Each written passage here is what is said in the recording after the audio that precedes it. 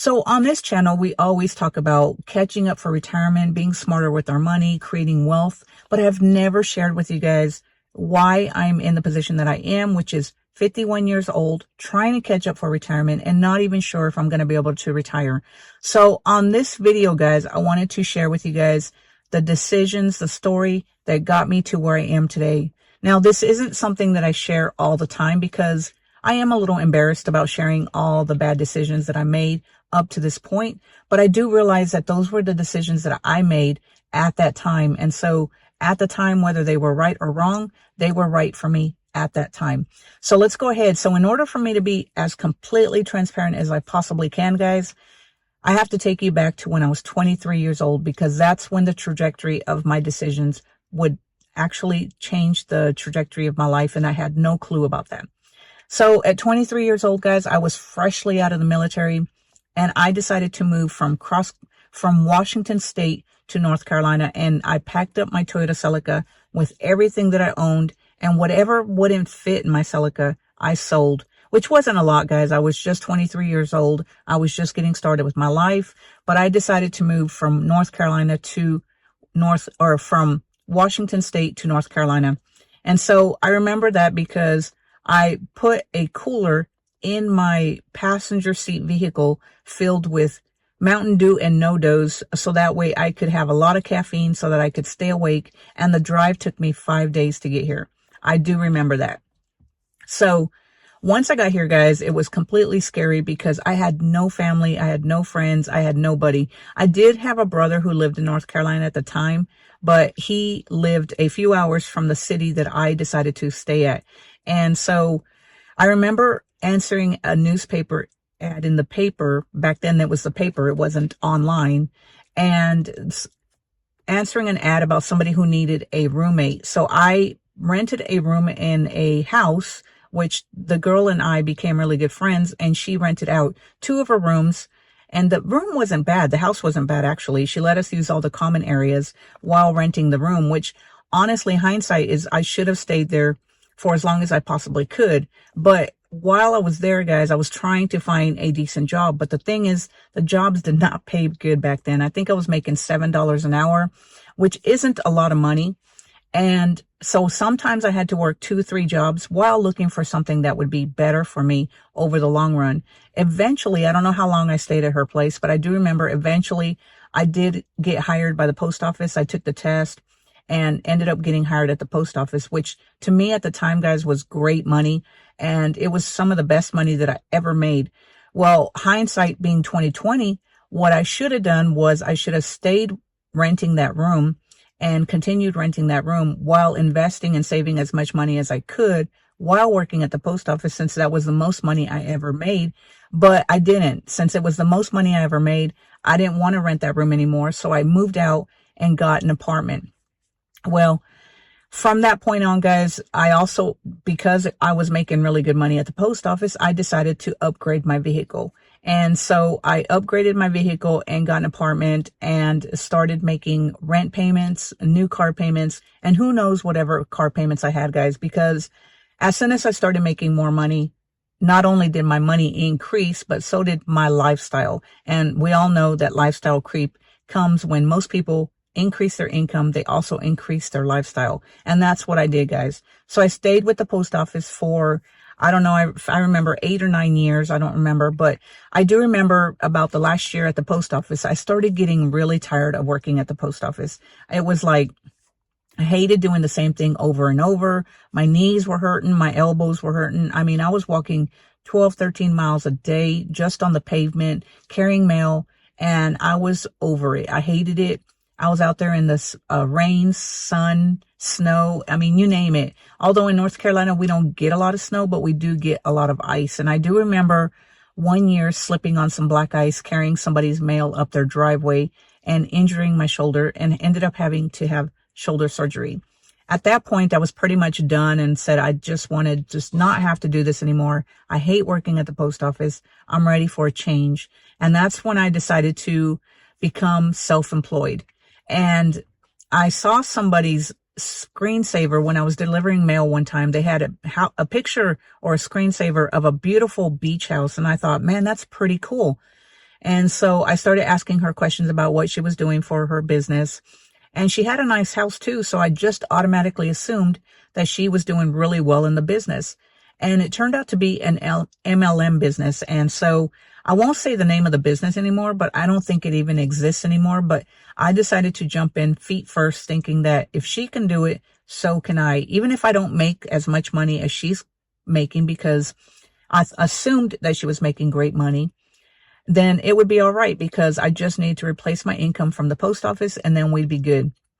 Well, I ended up pulling out my 401k from the post office and quitting the post office before I made a penny in this business and purchasing or buying into this company as at the highest level without even earning a penny. And so I did this, worked on this business for a couple of years. And guys, this business netted me nothing. I don't even think I even made a penny. I don't even remember, because if you don't know anything about MLM, what you're doing is you're recruiting people to join this. It's kind of like, now that I think about it, it's kind of like a pyramid scheme, but it's a little bit different than anything else. And you're trying to recruit people into this business. And so anyway, I ended up not having success that I thought I was going to have success with. And I had already quit the post office. Well, I tried to go back to the post office and they weren't hiring. So then I thought, well, okay, I need to make it on my own. And from that point on, guys, it was like venture after venture that I was trying to do, because I thought, well, I can't go work anywhere else because they're not going to pay me near what I used to make at the post office. So I struggled from trying to be an entrepreneur and jumping from one thing to another. And during this whole process, guys, I wasn't making any money, and I had jumped into some real estate, thinking that I could acquire some rental houses. And I did acquire a couple of rental houses. Actually, it was 5 of them. And during this time, I still didn't have a job. My partner had a job, but it wasn't making a lot of money. And so we ended up having to file bankruptcy, or I ended up having to file bankruptcy. And throughout that bankruptcy, guys, we had managed to stay current on our current mortgage that we were living in, because we needed a place to stay. And I wanted to make sure that we never fell behind on our mortgage, even though it was a struggle to pay that $800 mortgage payment every month. We made it work. And so when I filed bankruptcy, guys, I got rid of those 5 rental properties that were just dragging me down. They were headaches after headaches, and I never should have got them, but I got them around 2008, I think. I don't even remember what year it was, but I do remember having those rental properties. And we decided just to wash our hands, start with a clean slate, and just try to make better decisions from that point forward. So I filed bankruptcy. I made the decision to file bankruptcy, threw those rental properties in the bankruptcy, and decided to throw our mortgage in the bankruptcy as well too, even though we weren't behind on that mortgage. But I figured we were struggling to make the payment. There was no way that we could make the payment. We probably could rent a lot cheaper than we were paying for the mortgage at the time. So we threw the house in the bankruptcy. And even though I didn't want to throw the house in the bankruptcy, to this day, guys, I am glad that I had to file bankruptcy, although I think that life would have been a lot easier if I hadn't had to file bankruptcy. But because I had to throw the house in the bankruptcy, it helped me realize that I was so materialistic at that time.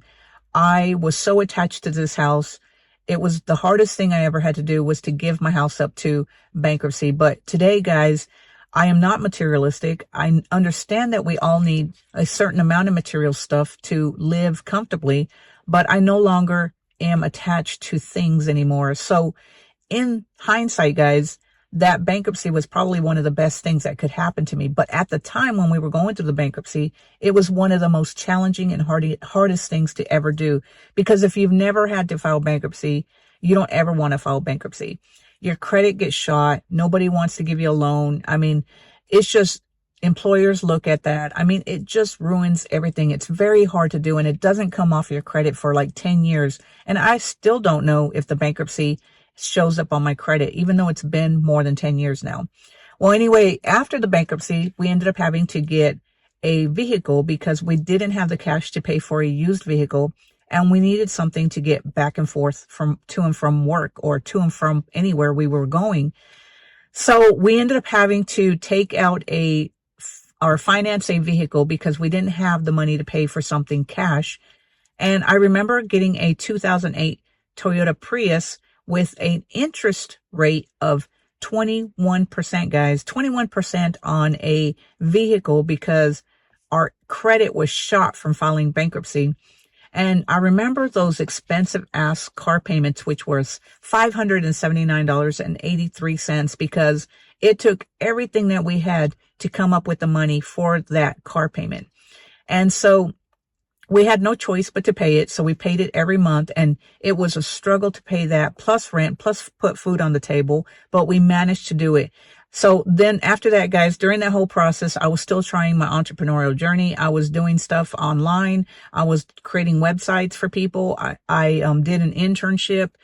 I did everything. And then I finally decided to go back to school and get a degree in something that I still don't use that degree today, guys. It was a waste of time going back to school, but I thought if I go back to school, it would help me get back into web design. Well, today, if you know anything about web design, nobody really hires a web designer anymore because now you can do everything pretty much online. So going to school was a waste of time, but I did it so that I could get my GI Bill, and also because I thought maybe it would give me a leg up and get a good job. Well, anyway, during this whole time, guys, I'm working and learning how to do stuff online.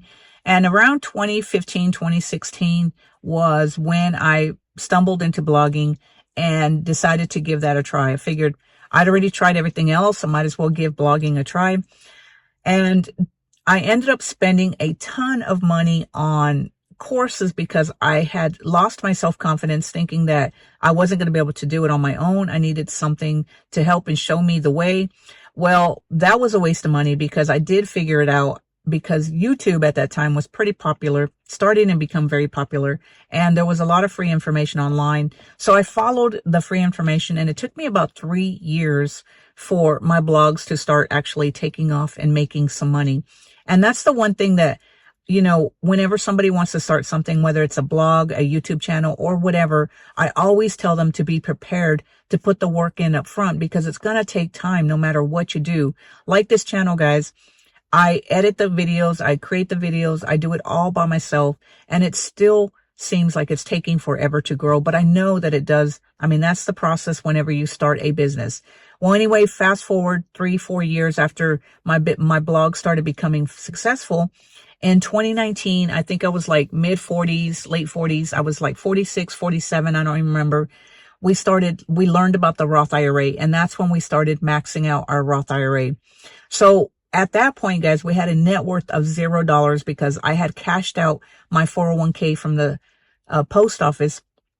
And so we were starting from scratch. So from 2019 to 2022, I was maxing out my Roth IRA. And at that point, I think I reached my contribution years, which means that I could contribute an extra $1,000 to my Roth. So from that point, we started maxing out our Roth IRA, except for 1 year. I think I didn't earn enough online that I couldn't max out my Roth IRA. And then in 2022, guys, I found out about the solo 401k, which is the retirement vehicle for anybody who's self-employed. And I started funding that with as much as I possibly could. So that's pretty much how I got here, guys, was just a bunch of mistakes that I made, bunch of bad decisions that I made.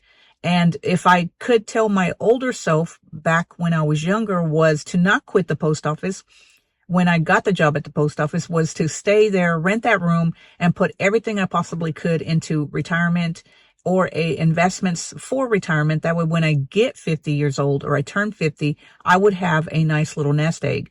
But, you know, we can all look back and say, hindsight's 2020. If I'd have known better, I'd have done better. But we all just make the decisions that we know or think that are good at that time.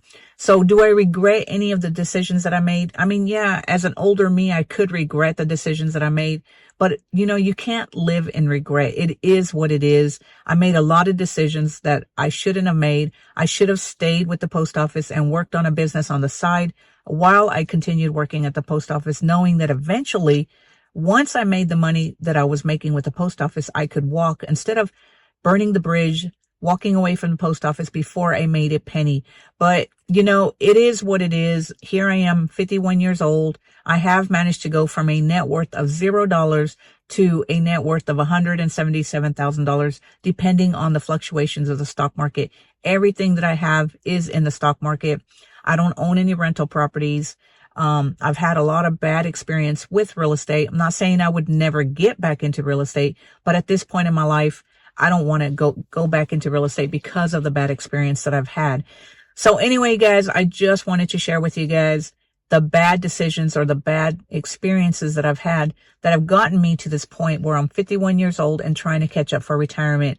If you guys have a story, or if you have similar experiences, or you want to share what you're doing to catch up for retirement, or what got you to where you are right now without enough savings for retirement, and if you're older like me and you're trying to catch up, leave a comment below, guys. I love to read other people's experiences.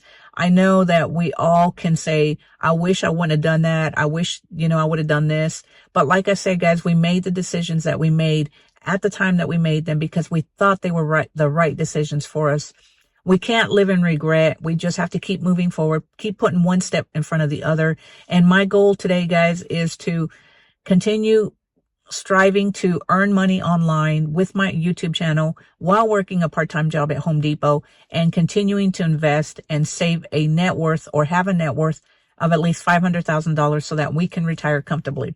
I've seen a lot of people retire with at least $500,000, and I know that we can do it too. So anyway, guys, if you enjoyed this video, give it a thumbs up and click on that subscribe button so that you can be notified whenever I put out a new video. And until next time, guys, I will talk to you later. Have a great day. Bye.